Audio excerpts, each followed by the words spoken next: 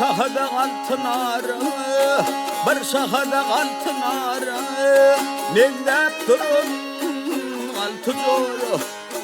İşten gelip akşam arı, kuyudan su çekildi.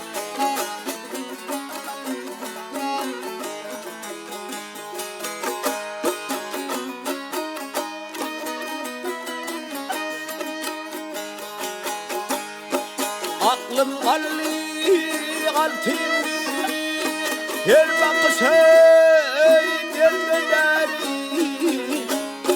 yüreğimde şorları, ışık ateşin yakıp gitti.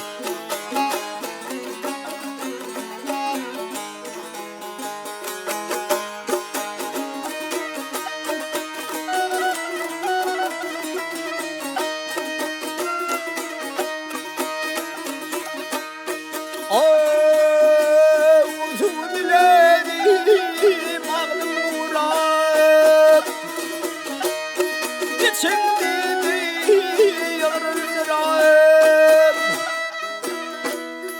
İstimde oğlum karab, suya kandın akım gitti.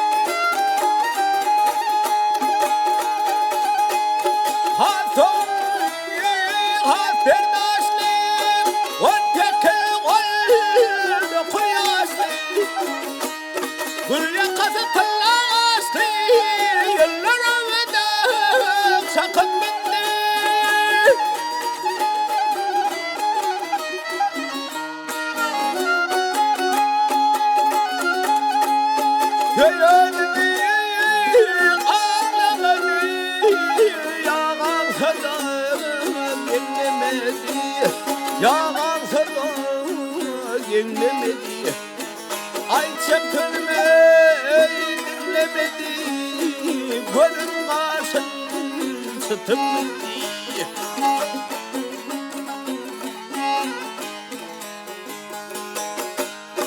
Ya da onun yar var mı, bir var var mı, ya demirle ar var mı, yüreğimi yakıp gitti.